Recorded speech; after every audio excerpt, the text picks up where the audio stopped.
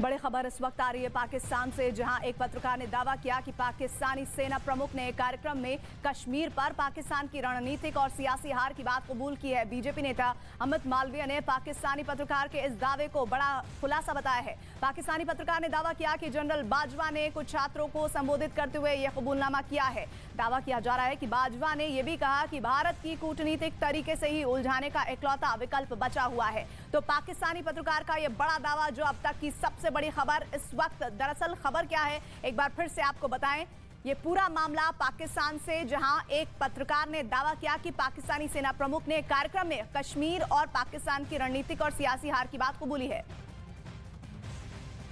Army chief general कमर बाजवा ने उन्होंने कहा कि जब उनसे कश्मीर के बारे में बात की गई तो उस पर उन्होंने एतराफ़ किया। उन्होंने कहा कि हम स्ट्रेटेजिकली और पॉलिटिकली दोनों तरह से कश्मीर हार चुके हैं इस वक्त।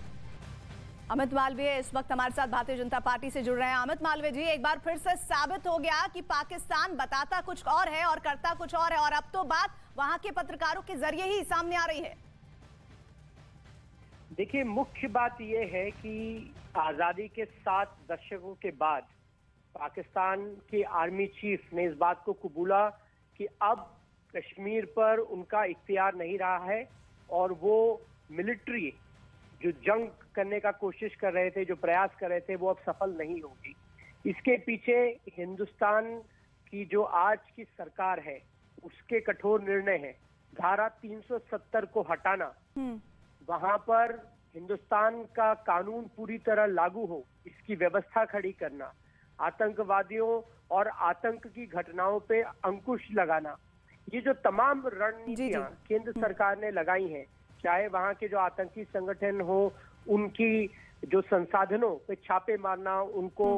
जब्त करना, उनकी प्रॉपर्टीज को जब्त करना, उन पर कानूनन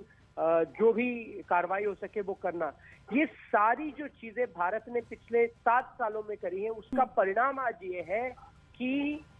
वहां के सेना चीफ इस बात को मानते हैं कि कश्मीर पे अब उनका अधिकार नहीं रहा। और मुख्य बात यह है कि हमारे ही देश के कथित जो बुद्धिजीवी हैं, जो सरकारें पहले चलती रही, मुख्य रूप से कांग्रेस की सरकारें, उन्होंने कभी इस प्रकार के कठोर निर्णय नहीं लिए, और इन निर्णयों को न लेने की वजह से ही कश्मीर का मसला इतने सालों तक उलझा रहा। लेकिन अब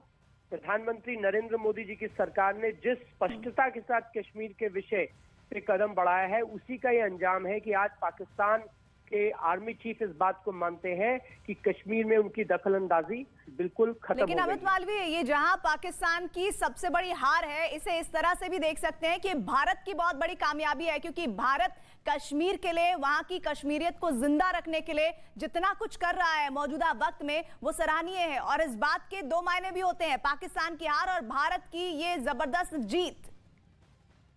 बिल्कुल, जैसे मैंने कहा कि हमारी सरकार, मौजूदा सरकार, प्रधानमंत्री नरेंद्र मोदी जी के नेतृत्व में चल रही सरकार ने जब 370 हटाने का निर्णय लिया, वो अपने आप में इस बात को स्पष्ट करता था कि भारत सरकार कश्मीर को लेकर संजीदा है